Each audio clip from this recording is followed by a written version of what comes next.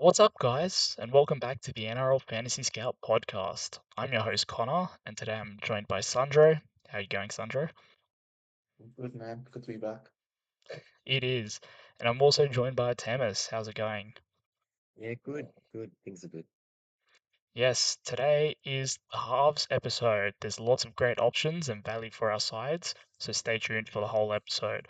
Unfortunately, due to work commitments, our fourth member Surhan won't be a regular guest on the podcast, but he will be appearing when he can, and a lot more when the regular season starts. On today's episode, we're looking at the halves. Remember, if you're enjoying these preseason podcasts, please leave a like on the video, subscribe to the channel, and comment below any of your thoughts or feedback you may have for us. If you're listening on Spotify, please leave a 5-star review. Every rating goes a long way, and we really appreciate it. If you want to subscribe to our premium service, where you can have access to unlimited personal team advice, a full list of player minutes and point projections, in-depth player previews, we're also running a preseason discount at the moment. If you're interested, there's a link to the premium in the description. Now, the halves have arguably become the best scorers in the game. Since Cleary truly emerged onto the scene, he and the other halves are now the best scorers, and even great captains for our team. Especially the dominant kicking halves to provide better base. They're always playing 80 minutes, they're always involved in the attack, and they can gain an extra 10 points a game from conversions. In such a great position, does that mean you go for proven guns? Or do you go for pure value? Or a bit of both? Sandro? Yeah, well, Cleary's been a mainstay in multiple teams for I saw he debuted in 2016. Been playing for 10 years now, which is pretty crazy. But yeah, Cleary's always there. We had Hines for a few years. We just had those two, and they would average 70 every week. But now Hines has dropped off a bit. Um, yeah, it's mainly like guns and cheapies really in halves. You don't go for too much mid ranges, win pass use anyway. But this year, as we'll get to, there is quite a lot of undervalued guns or mid ranges that could do well. So it just depends, really. Yeah. I think ideally you want both. And I think definitely, as Sandra mentioned, I think Cleary's been, like, as well as Hines, but Cleary's been the most consistent for years. And he's a proven gun. It's just whether you can afford him in your team. Um, but there are quite a few mid-range value options. Definitely Sanders, who we'll talk about later on as well, as the cheapie. He'll be a slow burner, I reckon, in my opinion. But I think this year it's we've got good options in the halves, so Yes. I'm keen to dissect that a little bit more. Yes, we do. And the big thing with the half now is that it's truly changed into the position, in my opinion, that just becomes your set and forget captain for most weeks. I know last year, Terrell May, Payne Haas, they had extraordinary years, but usually it has been Nathan Cleary for the most part, player number one, halves usually coming in the top five as well. Like you said, Nico Hines and others. But then there is the value picks that we need alongside him to fill the rest of the squad. But with that being said, let's jump straight into the premiums. First up is King Cleary himself, 930k. No, 900k. Is 900. he? Is he? Yeah. Okay, Oh, sorry, no, 930k. sorry. That's my bad. Boys, we should have done this. We should have fact checked this before. Come on, boys. Yeah, 900 is correct. He's 900. Yeah. Wow. I So, told you it's not okay. 900k. Regardless, he's priced at 70 points. Is he in around one side, Alessandro? of course, he has to be. He's actually the only one of the big three, like May Haas and him, that is underpriced still. Because he had that HIA game where he only played 7 minutes. So that's including his average. So you're getting, I think it's like 2 point discount, which is pretty nice. It's pretty big for a player of his caliber. So yeah, he's definitely in my team, and Yeah. he won't be leaving. Yeah. He's penciled in. He was one of well, the first player penciled in my team. I know last season he didn't start the year off on a good note in terms of fantasy, but I know that Penrith were playing around with their halves. They had Cole for a bit and Talagi, but towards the end, back end of the season, I think Cleary and Talagi really got a feel of each other's game. And going into this year, I think it would be a much better connection between the two. As Sandra mentioned as well, slightly undervalued, but given the player he is, he's going to consistently put up 60 plus at the minimum. So, yeah, he's in my team. Yes, and with that 60 plus comment, I mentioned it in my team reveal video. In the big three, May and Haas, their lowest scores were in the 50s. Even I think May scored 40, high 40s once. Regardless, that's not an awful score, but for your captain, you want the lowest score to be as high as possible. Nathan Cleary's lowest score after he returned from injury was 61. So you'd take 122 points at least as a set and forget captain that I mentioned. So he, as the cheapest one, he's definitely my person to go for out of the big three, and I like him the most too. Next, a player in nearly everyone's side last year by the end, but this year might be a bit different. Jaden Campbell loses his wing fullback DPP that we all loved last year, as he'd all sit in our wing fullback slots. Would you start with him in your half slot, Artemis? Campbell, for me, I always made sure I could find a way to fit him in my team. But the no wing fullback, as you mentioned, it's hard finding a reason for me to have him. He is very injury prone as well. He does have very consistent scores though, but he's in a pretty poor team. So I don't really see him scoring more or higher than what he's priced at, to be honest. So for the moment, I'm gonna wait it out, hope that his price drops a little bit, and see if there's a way I can bring him in, depending on how he scores and how the team goes throughout the season. Yeah, he's pretty expensive because of how well he did in the last year. Um, I don't know if he'll get much better. And also, there's expected to play with Brimson at 6 and Campbell at 7, but they also signed Lachlan Ilias. So I can see the scenario happening where like they're struggling a bit, and then they put Brimson as center or something, and then they put Campbell to 6 and Ilias 7, and then Campbell will lose a lot of base. So there's quite a bit of risk and not much upside. Exactly. He's in a poor side, and last year a lot of his stats were even as the halfback, he was doing a lot of the running regardless. But in that Titan side, the halves could easily change. Ilias could come in and become the dominant one. Grimson could move to fullback even with Kinney. There's just so many experimentations they can do, and we even got a glimpse of that last year, which Campbell was not prone to being affected by it, which was good. But now he can easily be much more liable to it. So I too wouldn't start with him or not look at him. Now the next player, Izzy Katoa, he's slowly had a career ascendance like Nathan Cleary, slowly coming up when he was young. He's reached that 700k mark. Do we reckon he will continue that Cleary arc into the 900k, Alessandro? I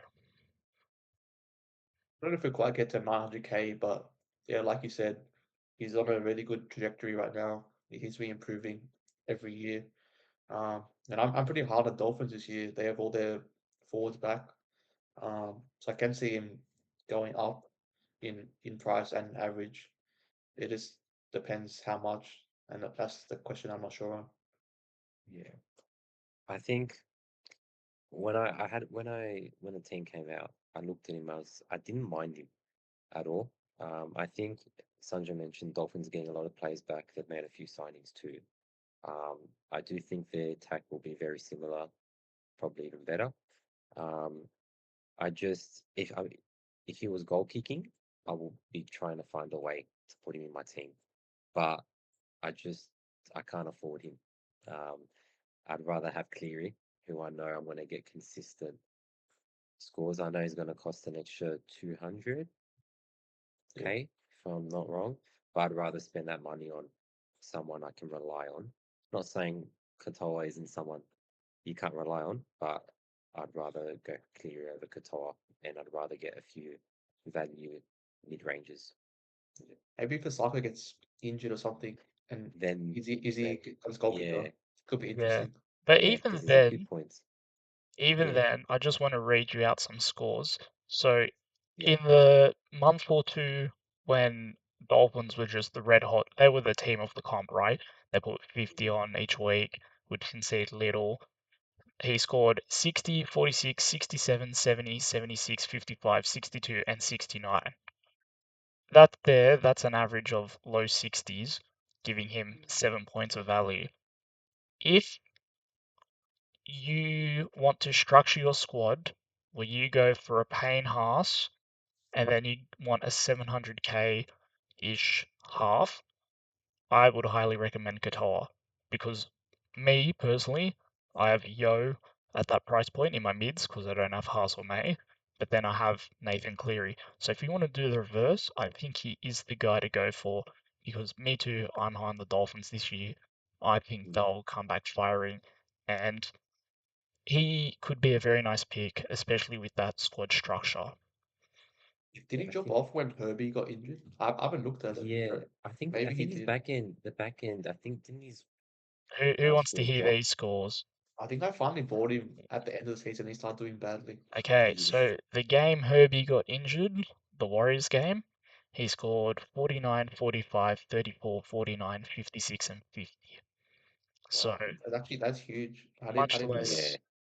Well, yeah. Oh, there's too many halves. He's a great Mm, option. Now, earlier yeah. mentioned, Nico Hines, he was at the peak of his career 2 years ago. Does he get back to that, Sandro?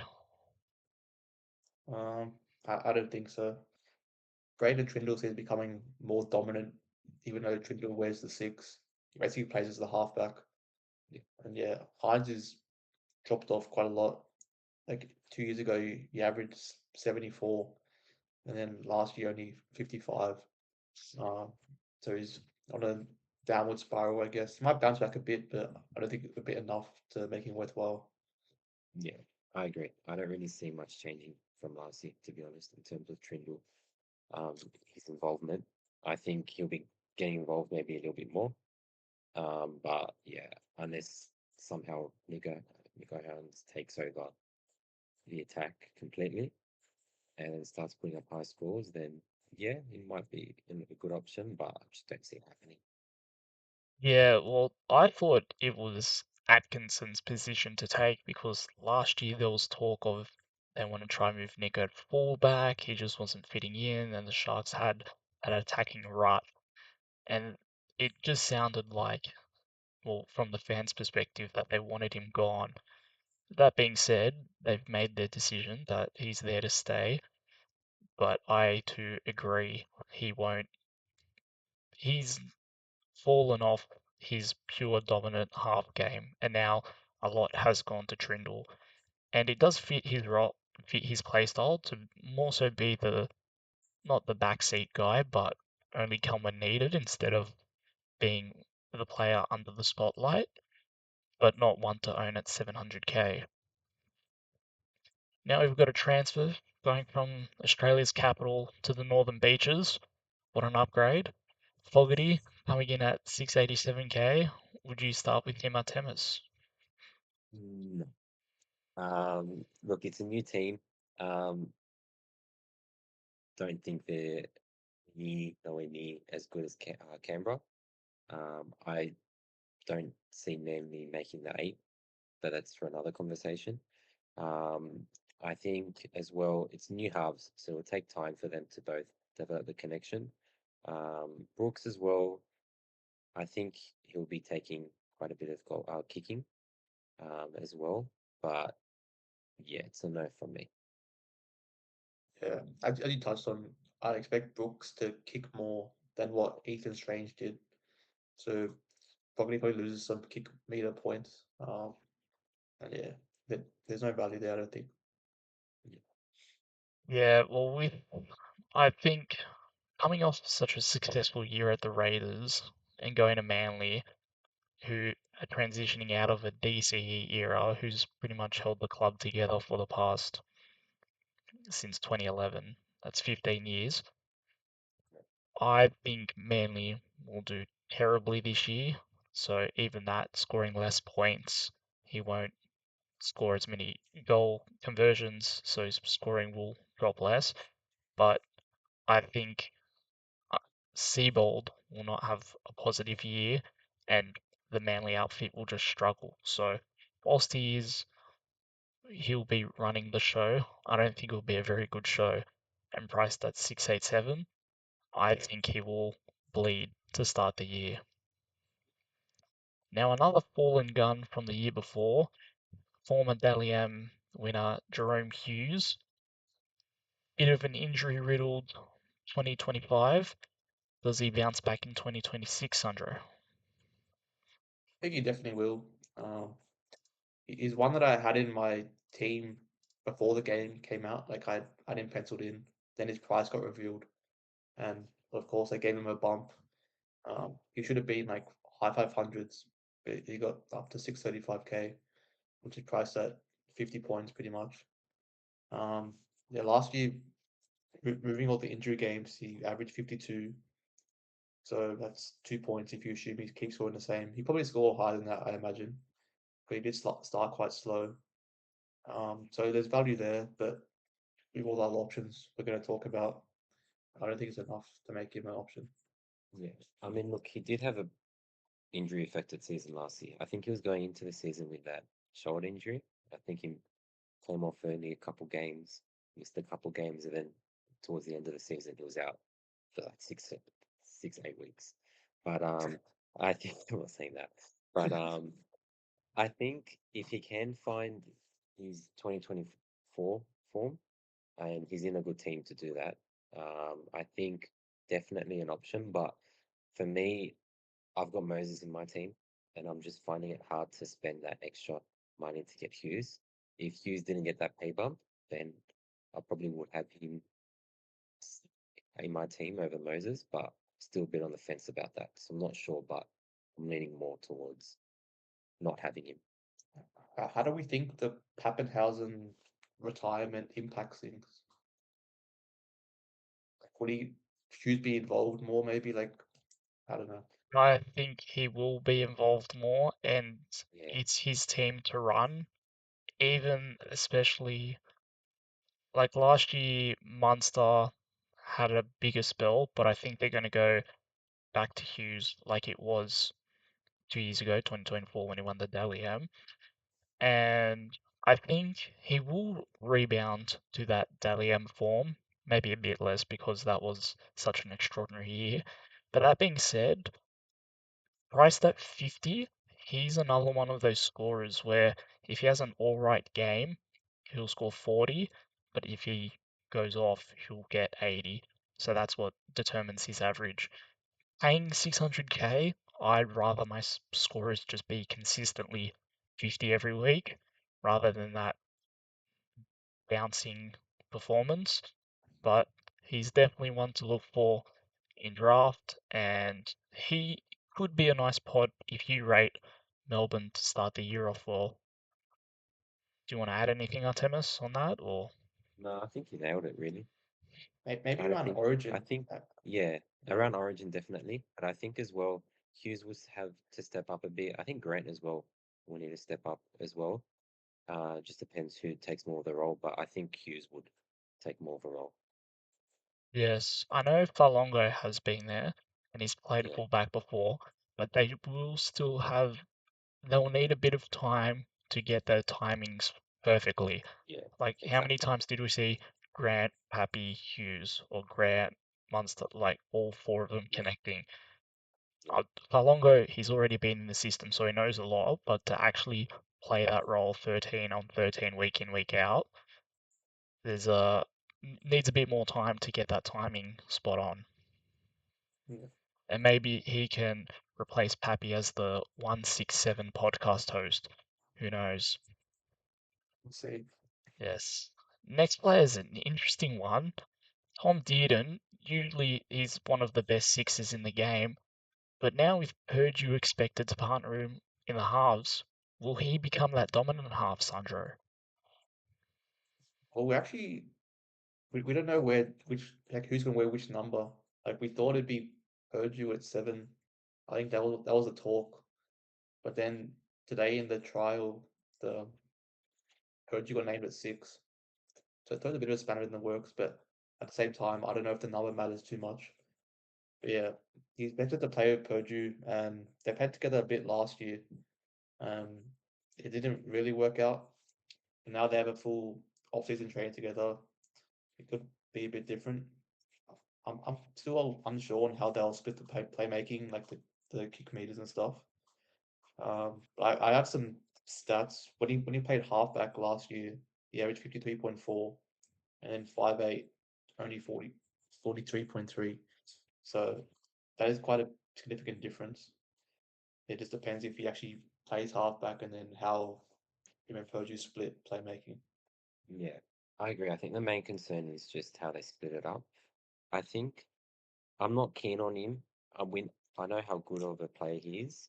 Um, he's shown that in Origin. He showed that many times for the Cowboys. But I just, as a fantasy scorer, he's just too inconsistent and he's not as good of a player. So I think at his price, I'd rather go someone more consistent. And like we said, there's still uncertainty as to their roles, Purdue and Dearden. So I'm staying clear of him. Um, but yeah, Yeah, by any chance, do you remember which rounds it was last year when he played Purdue was in the halves? Was it towards the end of the year, from It was memory, from or mid-season. I think it was mid-season? middle. If you look Yeah, at footy stats, just look when Dearden goes to halfback. You can Oh, look at true. the Yes. But then, yeah, okay. Okay, looking at it now, there was only one game where he had over 400 kick meters, because as the dominant half, you expect them to kick a lot. And most of his games at half, he's still been 200, 100, even sub 100 kick meters. So unless he gets that good base, like Artemis said, he's too volatile as a scorer. Like when Cowboys are on the purple patch, he's usually near the top of the Cowboys fantasy scorers list, but he doesn't have that good base you want from a dominant half, which predominantly comes from kick meters. So he's an avoid for me. I forgot about Drinkwater. He essentially plays like a third half, and he yeah, kicks a he Yeah, lot. does yeah, I he actually. think does like Yeah, kick. yeah. yeah, Next, Mitch Moses. An interesting year last year. He started off with that foot injury. It was meant to be a week, got extended to 3 months or something. Comes back and sucks to start off. But then towards the end of the year, Paris started to do well. This year, with Lomax gone, so he gets the goal kicking back, is he a fallen gun, Sandro? Moses is an interesting one. I really liked him initially. Now I'm going a bit cold on him. Um, yeah, obviously Lomax is gone, so he gets goal kicking back, and also Dylan Brown's gone, so he's a new halves partner with Jonah Pezzett. Um, the way I see, I think the goal kicking and the impact of Pezzett and how much Pezzett will kick sort of cancel each other out. Like I don't think the goal kicking is a factor that will add 6, 8 points or whatever. Because I expect Pezzett to kick a bit as well, more than Dylan Brown. So yeah, that's my conundrum, I guess. yeah. Look, I mentioned earlier I've got him in my team at the moment, but it's a toss-up between him, Hughes, and Bowie, who we'll talk about later. I think he did have a very poor season last year. Wasn't goal kicking, had a lot of injuries too. Um, my main concern, as Sandra just mentioned, is how they'll split the kicking between Pezzett. I think Moses will definitely take more control. I mean, he should. Parramatta, they were a much better team uh, last year, and I expect that to continue this year. But I mean, we'd like to see in the trials if they line up who takes, like how the kicking is split up between the two. But if Pezzett does take um, quite a few kicking meters off Moses, then yeah, I'll be looking away from him purely because of that. But I don't know. We'll see. It's interesting because Mitch Moses last year, there was a game he kicked for over 700 meters, which is usually a lot of points. Divide that by 30, that's good base. Yet that game he scored 27. Really? He did.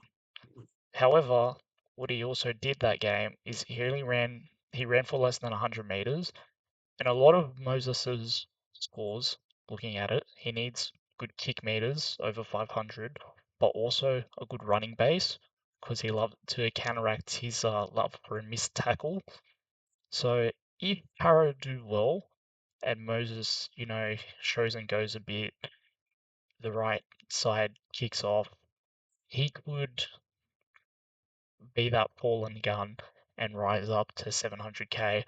But honestly, to start the year, I'd probably lean towards no, mainly because the Dylan Brown departure, we don't know how Peasant's going to fit into this team, if there'll be a bit of growing pains or whatnot. But yeah, honestly, I'm a bit off Moses to start the year. If anything, I'd rather spend cheaper, or if you can somehow find 100k, I know easier said than done, but would rather go to a Katoa. Right, now into the bid ranges. First, we've got Sam Walker. Does DCE impact him in a good way? In a bad way? Is he worth the 570k? What are your thoughts, Alessandro? Actually, I didn't consider Sam Walker at all until I did the analysis for this podcast, actually. And he could be a hidden gem. He's priced at just under 45, but looking at his numbers last year, he had a HI game and also a sin bin game. Take those two scores out, and he averaged 54.2. So that's potentially 10 points of value if he can keep that up. But like you alluded to, the DC arrives. Um, how does that impact things? He's like he played with Savala last year, Sam Walker, and Savala still kicked quite a lot. So DC would be similar, I assume. But we don't know. Um, and I'm pretty high on the Roosters. I could see them winning the comp, to be honest. So he won't be short of attacking opportunities. He's in my consideration quite a bit. Yeah, look, I didn't really think about him much until Sandra actually mentioned it. So it's actually something I'm thinking about. But for me, I'd rather wait and give it a couple rounds, see how um, DCE, well, what role he has. I think if Walker does to have a lot more kicking meters, because I know Savannah took a lot last year. If he takes more control, then I think I'll be hopping on pretty early, to be honest, if I see him doing well. But I'd rather wait. He really is an interesting one because he is purely determined on how the Roosters perform, I feel. Like, his output is purely attacking stats based. As you said, he didn't have majority kicking last year, and that was majority Savala, but he averaged 3 try assists a game, and as the goal kicker, instead of that 6 to 10 point average, the Roosters, it pretty much is 10 to 20 points average. Like there was one game, We've got 10 goals, one game he, thing. he got 10 goals, that's 20 points. So, Yeah, that's not sustainable. exactly. But if the Roosters are as good as everyone's saying, it could be sustainable to at least get him to that 50 point price average, which is 6 points of value. 5 points, yeah, 6 points. Yeah. That being said, they do have the early buy, so it is an interesting one, but I personally am not going to go there just because of his attacking nature in this game. I do think it will be elevated, but I'd still rather not buy into that because for 13k cheaper, we have a fan favourite, Adam Dewey, looking to get the 7 at the Tigers with Latu Fina's injury. Are you starting with him, Artemis? Well, I've got Moses at the moment. The only thing that's putting me off is buy, because I've got Sanders and I don't really want to start Sanders as my halfback for round one. Um, it's annoying that he's lost his center position as well. Um, I think Sandro did the numbers. He's got a pretty good average at halfback, but correct me if I'm wrong. It's quite a small sample size, so I don't know if we can read into that. But I think there are definitely points on offer. He's got the goal kicking abilities. It just depends. Do we have a time frame on when Fine is back, and if he will Well, he's get actually, back I think up? he's training now properly. Is he? I saw But that, but I wasn't sure I when. assume he'll be 14. I don't think he's in Yeah. contention for the halfback. Okay. Yeah. Yeah. I I actually think the round one bye could be kind of good because you can use it for looping, obviously. He's the only Tiger that looks an option.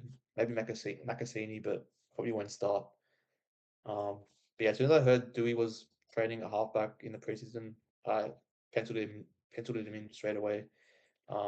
He averaged 61 last year, he- playing 3 games only at halfback.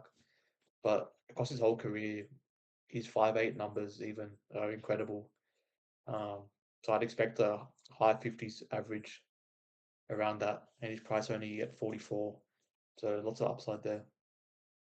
Yeah, I really like him too because for Luai truly play his game, he needs that half who's going to sit there, do the kicking, and command everyone around, which is the role Dewey's been given. Because they worked out quite quickly last year that two attacking minded halves in Galvin and Luai just weren't going to mesh that well. And as you said, he averages 61 in the games he's played. I don't think that's going to drop.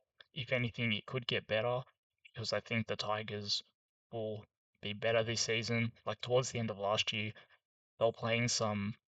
They had their moments. They also had very bad moments, but with a full preseason, now knowing what the squad's looking like going forward and what they're building towards, I think there will be a lot of positives to come from there.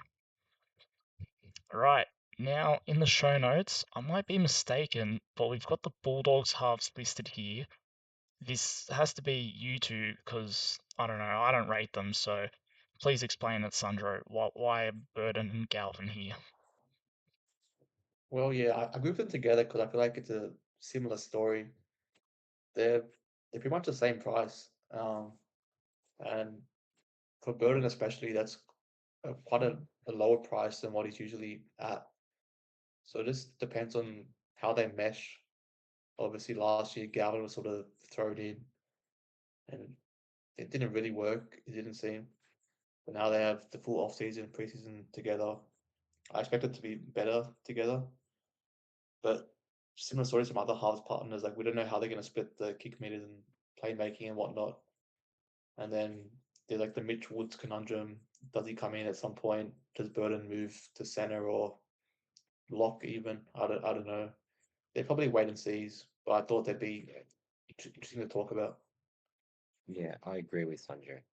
I think it's too risky. Um, I know at the end of last season there was quite a strong rumor that Woods would be the seven, but injuries have held him back. So definitely Galvin and Burton will be the starting halves.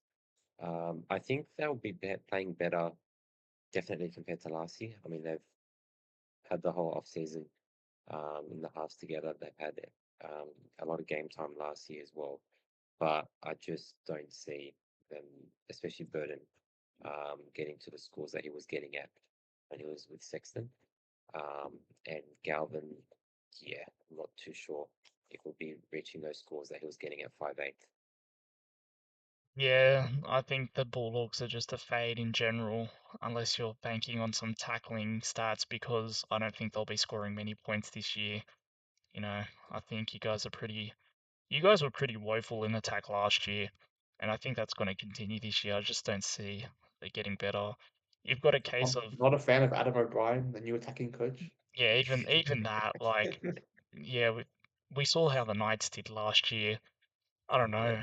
It's just too many cooks spoil the broth, and you guys just have a bunch of weird cooks as well. Interesting, fair enough. but the Bulldogs fall off will be it'll be a good watch for me at least. Next, we have Ethan Strange. He burst onto the scene last year. He's priced at just over 500k. Will he continue his ascension as well as one of the premier young halves, Sandro? It'll be interesting to watch. I'm not really considering him at all for fantasy, but I want to see how he copes without like a dominant half per se. Fogarty's gone, and now Sanders comes in. So I expect Strange to do some more playmaking, trying to alleviate some pressure off Sanders. And also another big thing is I've heard that Strange is moving to the right side. He looks so good on the left side his whole career so far, pretty much. How does that impact things? I'm not sure. Well, do you think him moving to the right means that he will take more control of the game, or not necessarily? Oh, potentially. I don't know if the side really matters. Yeah, Because Sanders will be the seven still. yeah, that's true. Um, That's true. yeah, I'm not sure. Yeah, for me, he's a miss. Because it's just unsure on how much control he will take over Sanders, whether he takes more running game, more kicks, and lets Sanders ease into the team, or whether Sanders takes more control and lets Ethan Strange do his thing. But for me, it's just too risky. I don't see much value there. Um, and I'd rather go Sanders, who will be a slow cash. He'll make cash, but he'll be a slow burner compared to Strange.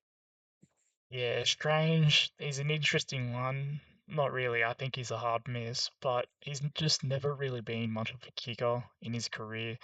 And besides the games where he was scoring tries and lots of try assists, he's had really poor scores. Like we're talking tens and low 20s. That being said, I think last year the success of the Raiders helped him get that attacking output because he could break through the line, rush up to, get an assist when someone had broken through. I think this year the Raiders are going to see a regression. So that being said, I don't think he'll maintain his 75 scores where he scores 2 tries a week. And Yeah, it's not worth that 40-point price point for someone who's so volatile. Next, Tanner Boyd in the Big 26. He We were interested in him last year when he came for the injured Metcalf, but he came in pretty expensive. This year he comes in at a similar price point, 500k. Is he of any interest this year, Sandro? A little bit. We Metcalf out till around round 10. It's a bit of time for Boyd to score well. It's actually interesting. He's got given a discount, which is pretty rare. We don't see it too often. But he averaged 46 last year, and he's priced only at 39. mm, So there's a bit of value there if he keeps that up. Um, but I'm a bit lower on the Warriors this year, especially with Barnett and Metcalf injured. So probably not, but there is some value. I think we all expected Warriors not to do that well last year, and then they proved us wrong. Yeah. Um, and unfortunately, the injuries to Metcalf and Barnett um, affected them. But yeah, look, I'm not keen on Boyd. Um, I think as well there'll be quite a. I think there'll be chopping and changing up until Metcalf comes back with Boyd and Tamara Martin. I don't see unless Boyd has like an incredible start to the season.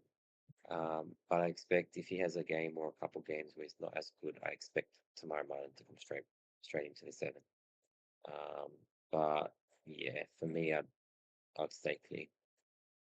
Yeah, I've I personally like the Warriors this year. However, that's when Metcalf comes back because I think they Yeah, win same. with Metcalf and without Tanner Boyd. He was pretty stale last year with his play. Like they weren't winning because of Tanner Boyd, and Yeah, even if they still had great forwards despite Mitchell Barnett's injury, and you just couldn't, get them set or play off a quick play of the ball. So yeah. I don't think Tanner Boyd is worth 500k. Didn't didn't you see something, Sandra, about Tamara Martin training seven?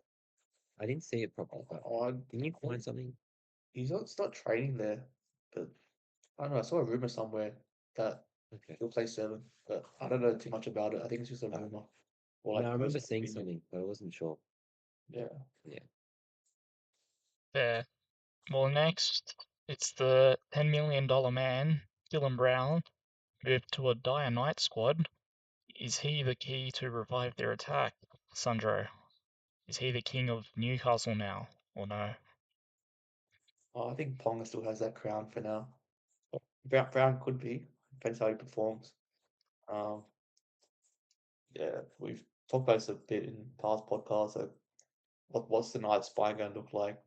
Does Brown play 7? Does he play 6? Um, I'd be more keen on him if he does play 7, like partners Fletcher Sharp, who doesn't really kick much. So I think that would be good for Brown. If Sanders Smith's the 7, then I'm a bit less keen on Brown. But at the same time, Dylan Brown used to score quite well, even when playing 5'8". He's dropped off quite a bit in recent years. It just depends if he can get back to that form or not that we saw. We saw the pack champs as well a bit in the off season. He did really well for New Zealand. Mm, If that's the safety that Brown we're getting, then he could be really good. But we should know which version of him will show up. yeah. And look, there's a lot of expectation for him to be that kind of player, especially with the money he's on for the length of the deal. Definitely regular eights. I think there is a bit of value there. I just, for me, I'd rather wait and see what the halves look like, and then give it a couple games, see how he goes, whether he plays 6 or at the 7, and who he's partnered with, see how the connection is between them. And then if he starts off the season pretty well, and Knights normally do have a good start to the season, then I might jump on him, but I'm gonna wait and see it out. See. Yeah, look, I'll be honest. I disagree with both your reasoning in that his games at halfback, I don't know if you've looked, his kick meters were still low. Like there was only one game above 300, and it was like 330, and he still got all these points in, his 5 tackle busts, at least 100 running meters. He's still pretty much played like the 5'8" he is, despite being at halfback. So even with Santon Smith or Fletcher Sharp, I don't think that changes too much. I think what you need to look at is, will the Knights do well? Now, based on how they finished the season last year, I'm inclined to say no, they're awful.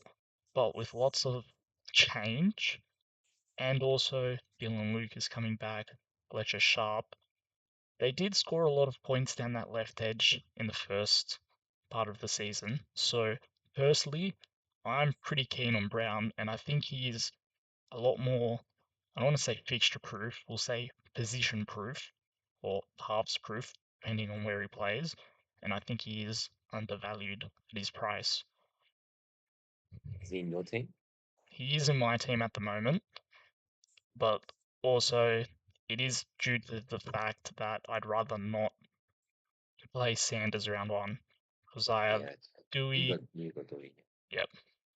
Yeah, that's fair. Now, another player who's been scalped by FanHub's price, Atkinson, got revealed at 400k before being released at 450k. Is that 50k? Does that ruin his value, Artemis? Is he still Yeah, worth it? What do you think? I think so. I think with Flanagan in the half as well. I mean, I think Flanagan will be doing the goal kicking. I think he'll be doing a lot of the kicks as well.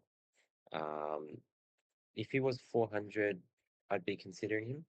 But I think that extra 50k, yeah, I'm not looking at him. Yeah. Sorry to correct you. You said Flanagan's cocky, but it'll be home. That's right, Holmes is back. That's right, I And, forgot. anyway, that's irrelevant. Yeah, Yeah, I was really angry when they bumped him up by 50k.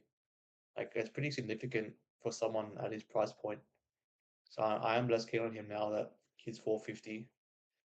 Um, yeah, Carl Flanagan in the past, like he loves to kick and he doesn't really give it up, regardless of who his hard partner is.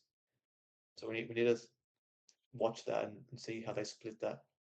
I do expect Atkinson to be the main guy. They signed him for a reason, and Shane Flanagan spoken out about that he wants him to be his 7.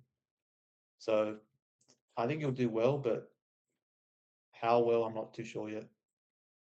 Yeah, I think to start off the year, he's one to watch. I'm really high on Daniel Atkinson. I think he's a great player and will fit well. And he's the dominant 7 ever since he played at Amy Park 2 years ago at the Sharks. He was caught in last minute and they won from his field goal. So he has shown he's got that clutch gene in him and he's a great footy player.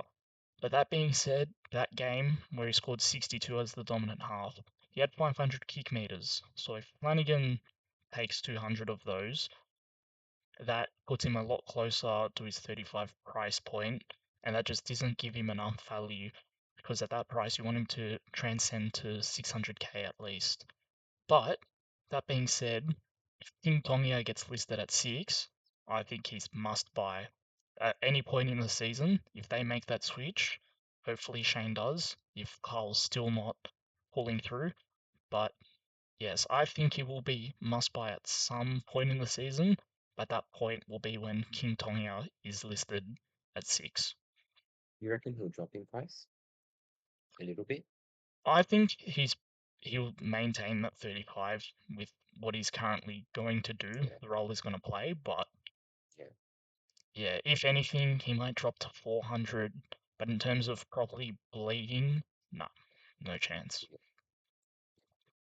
Now, another new recruit to Newcastle to try revive their fire attack and defence and just try save them from last place is Sandon Smith, the Knights half you're looking at, Sandro. If he's 7 and if he goal kicks, then I think I prefer him to Dylan Brown. I have to think about it a bit more, but it's hard to look past those things. Like he'll kick quite a bit, you imagine, because Dylan Brown's not really a noted kicker, and the goal kicking can add 6 to 8 points or whatever. And he's very low owned. I expect that ownership he is 1.5% currently. I would expect it to go up a bit if he is named at 7 in Teamless Tuesday in round 1. Um, yeah, he's in my considerations. The other thing is, if he's not the 7, does he play 9? Does he play 14? Um, but how do you guys feel about if he was 9? Like, how do we view that as an option in fantasy? I think if he plays 9, will he play the full 80? I'd say no chance. Well, Yeah, very unlikely. yeah, that's the question. And I think that in itself, it's a little off-putting. I think if he's still the 9, he'll still be doing the goal kicking, I believe, unless they go with someone else. But I just, if he's at 9, he's not going to be doing as many kicks as he would be at 7, if any. I just feel we need more clarity on his role. If he's the 14, definitely not. If he's the 9, maybe. But if he's a 7, I think he's a nice, cheeky little pod.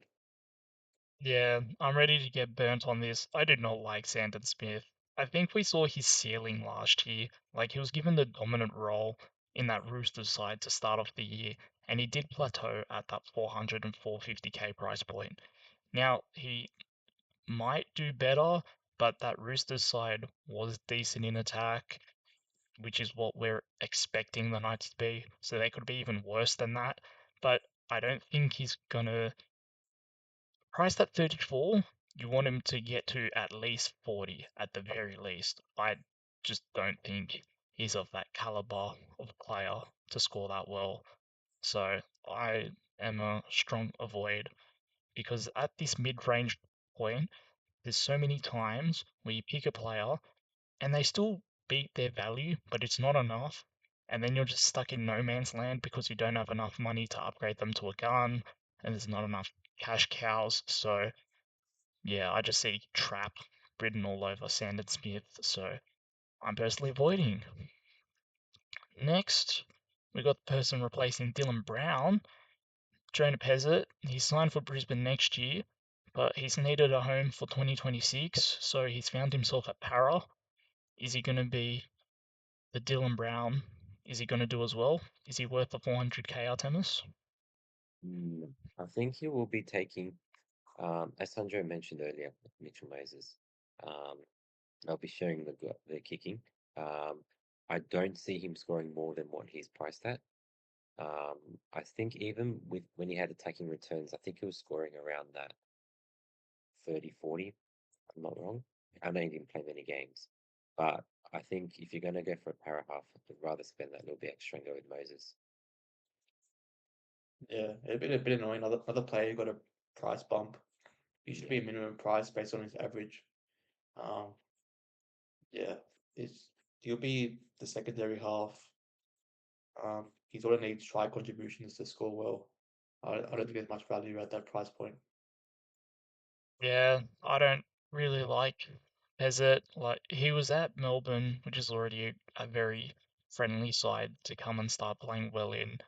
I think Para is also friendly to an attack. I like their attack, but I think we've so far seen where he's at, and especially because he knows it's a bridge year, they could easily drop him if they sign someone for their future in the early rounds or even a youngster comes through.